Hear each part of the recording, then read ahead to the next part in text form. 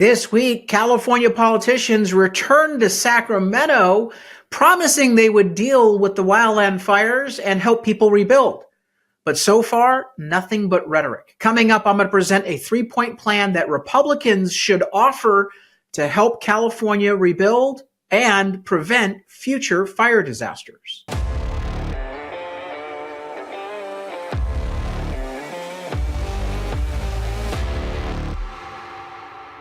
I'm Carl DeMaio, chairman of Reform California and a California state representative representing District 75 in the state assembly. Today, the day after President Trump was sworn into office, California politicians came back to Sacramento with fire preparedness on their lips, but not a whole lot of action. That's right. The politicians keep saying that they're going to do something, but so far they are offering few details. In fact, California Matters is a blog that covers California politics. They say, quote, LA fire response from California lawmakers. Lots of ideas, few details. I am not surprised that California Democrats are talking more rhetoric than reality, promising a whole lot, but really not providing specifics or even accountable proposals on what they plan to do. And in fact, a lot of the reasons why we had the fires in the first place, because of bad policies by liberal politicians in this state. We covered that on other shows. But let me tell you that California Republicans can't just criticize. They need to offer a better plan, a bolder plan for rebuilding and recovering in California from the fires. I actually think that there's a three-point plan that California Republicans ought to roll out. And my office will be putting more details into the mix on these three ideas. But if I were to wave a magic wand, California Republicans would offer a plan to prevent, a plan to respond, and a plan to rebuild. Prevent, respond, rebuild. A three-point plan. And I'm talking about bold ideas that not only will help with fire preparation and response, but will dramatically lower the cost of housing in our state. And I'll tell you why this three-point plan is a double whammy. It's a twofer. Buy one, get one free of not only helping us prepare for catastrophic fires and keeping people safe, but also this plan will result in much more affordable housing and a much more affordable cost of living for our state. So here are the elements of my prevent, respond, and rebuild plan. First, on prevention. We know that the reason why these fires are out of control isn't because of climate change. That's what the Democrats will have you believe, because they don't want you to know that they actually caused the high risk, that they're the ones that are resulting, have policies that have resulted in catastrophic out-of-control fires. The reason why we have catastrophic out-of-control fires is not because of climate change. It is exclusively because we are not properly managing the vegetation on public lands, nor are we allowing homeowners to manage vegetation in the very near areas to their homes. All of this boils down to crazy environmental mandates that have made it impossible for homeowners to have defensible space to clear at least 30 feet. The goal is 100 feet from their structure, so that when the fire comes through, if a fire comes through, that it's not going to get close to their home. Also, we know that prevention requires that when the fires start on public lands in the middle of a forest, or in a canyon, that those lands are not privately held. Those lands are managed by government. They're public lands. So who's responsible for clearing the brush there? You guessed it, state and local agencies. Sometimes the federal government when you're dealing with Forest Service land, but a lot of times it's state and local agencies that are negligent, grossly negligent in thinning the forests and in reducing the amount of vegetation and brush. Now, Governor Newsom likes to brag about, I'm spending $200 million on brush reduction. not even a drop in the bucket compared to what we need.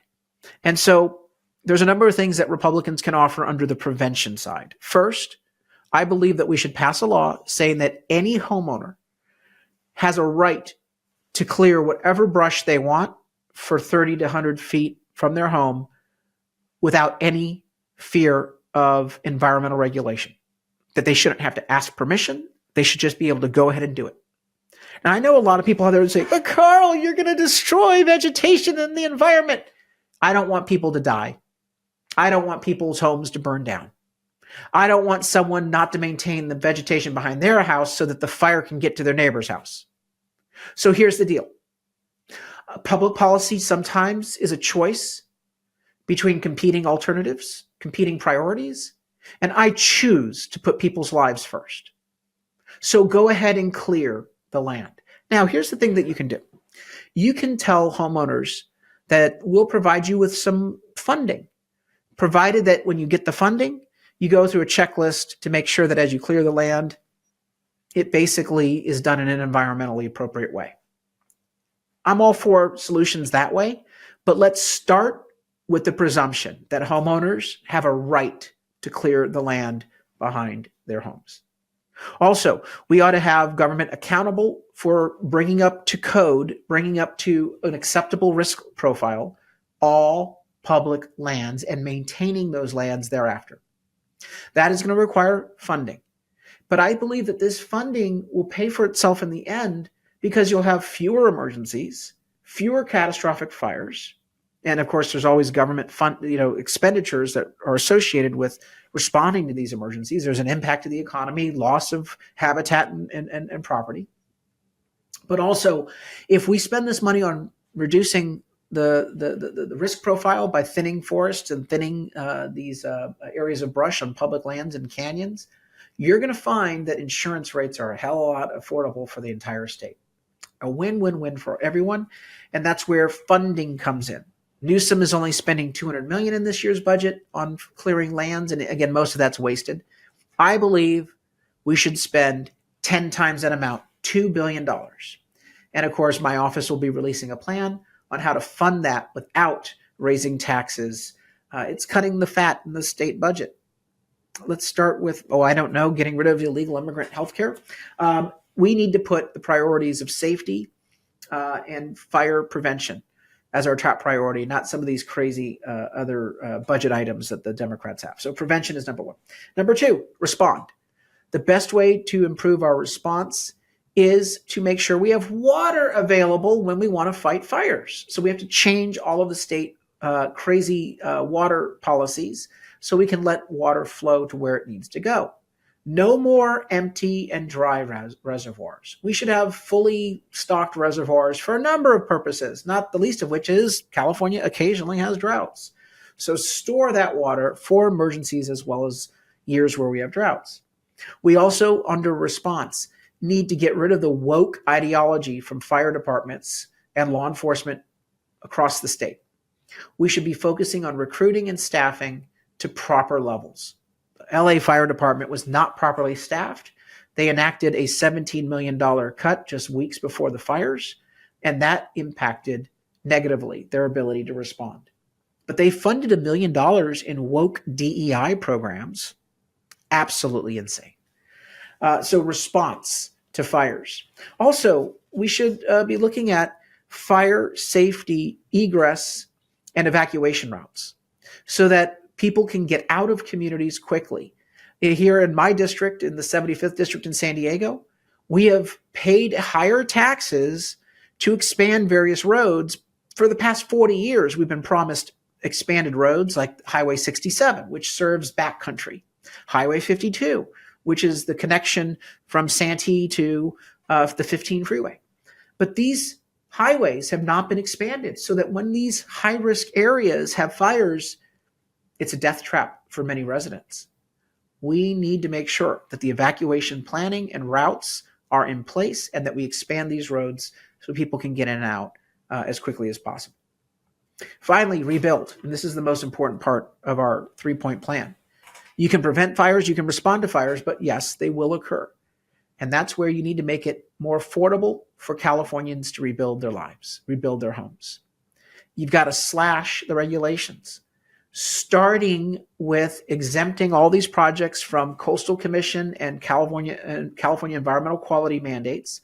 But you got to go farther than that.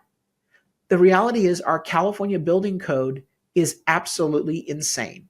We have all these regulations that you have to apply to a building project that other states don't require. That's why all the studies show that if you take the architectural plans for a home and compare the costs without land cost in California versus Texas or any other state, California costs 3 times more to build the same house, the same exact house, same layout, plans, materials, etc. 3 times more. Why? Because we have all these crazy mandates that we apply in the state building code.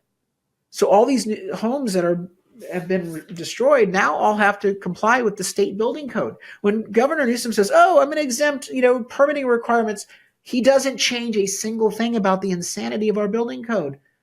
Buddy, if you don't do that, you're not giving any relief to Californians. Now, if we rationalize or make more rational our building code in California, what does that mean? Not only will it benefit the victims who've lost their homes in these fires, but it will benefit all Californians because construction costs will go way down. I want to share this factoid with you. And by the way, this article is from December 11th of 2024, more than a month ago. San Diego Union Tribune. California home repair costs jumped 40% in 5 years. 40%. That's before the fires. You want to know why we don't have affordable homes? You're looking at it right there. A 40% spike in the cost of building a single thing. And then, of course, on top of that, you've got the added strain that having construction for all these homes that have been destroyed, that will put a strain on the local labor market and the local supply chain for materials in LA. So when a bunch of homes have to be rebuilt all at once, you can't find a plumber, an electrician, a carpenter, can't get people working on your project because everyone's trying to rebuild all at the same time.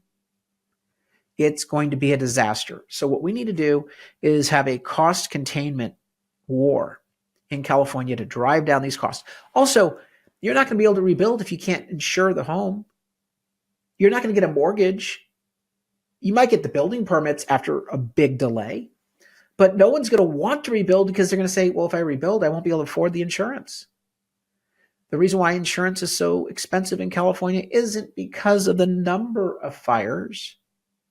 It is because the dollar value that insurance companies are now having to fork over for replacement cost, because all your insurance policies are based on replacing, that has skyrocketed because of the inflation on repair costs. The liberal media is not telling you the truth about our insurance crisis. It's not because of climate change. That's a provable falsehood. It is because of the sky-high inflation in California on construction costs. That's not only going to impact rebuilding, it's going to impact any sort of housing going forward. So our plan needs to cover those 3 points: prevent fires, respond to fires, and rebuild quickly and affordably for those fire victims. If we put these 3 reforms in place, and again, my office is going to be releasing a lot more details on each of these areas, but I wanted you to know the highlights of what I think the Republican plan ought to be on helping California recover from these fires. The 3-point plan that we have: prevent, respond, and rebuild. Common sense. Democrats don't have a plan. What are they offering? Well, let's go back to that article. What do we know that they're going to give us?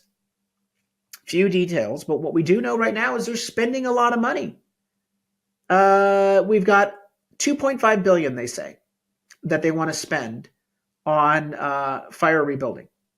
And $1 billion is actually not California's state money. $1 billion is from the federal government. So it's $1 billion. Here you go. $1 billion for emergency response funding from the federal government. And that's for, the wildland fire response, cleanup, and recovery. Okay. Then you got $1.5 billion from the climate bond, which means you borrow that money. And that's for disaster preparedness efforts, very vaguely defined. That's $2.5 billion. You think that's going to be efficiently spent? No. With all the environmental regulations, all the high cost of operating in California, all the building code requirements, all the government regulations. You want to turn $2.5 billion into $5 billion of value? You can do that overnight. Slash the regulations. $1 spent under Gavin Newsom's crazy regulations at best is worth 50 cents. But $1 spent after cost cutting, getting rid of the regulations, getting rid of the mandates, $1 can be $1. So what I want to do is double the value of the $2.5 billion spent through regulatory relief. And then I want to add to that $2.5 billion on top. So he wants $2.5 billion. I want $5 billion. And where am I going to get the $2.5 billion? As I mentioned earlier, it's a tenfold increase in the paltry $200 million for clearing of forests and reducing fuels, plus $500 million in other aid to incentivize homeowners to get defensible space and to build fire-wise communities. Look, a Republican plan can actually find the money without tax increases by cutting the fat in the budget, put more money of relief on the table, and then double the actual impact by getting rid of the regulations and mandates, ensuring that the money goes farther. And if you do that, you can also ensure that your money goes farther if you get an insurance settlement to rebuild. This is common sense, my friends. And Republicans, if they start being the party of common sense and bold ideas, while the Democrats, what do? They sprinkle a little money, but they offer rhetoric, but not many specifics. So in the coming days, watch this channel. Watch our office in Sacramento for additional details on a bold plan to help rebuild California. Until next time, I'm Carl DeMaio, Chairman of Reform California and a California state legislator. Thanks for watching, and I hope you enjoyed this episode. But before you click away, please subscribe to this channel and click that notification button so you get updated when we post new episodes. Plus, like this video and share it with your friends so that we can help spread our message across the state. Reform California with Carl DeMaio is paid for by Carl DeMaio for State Assembly.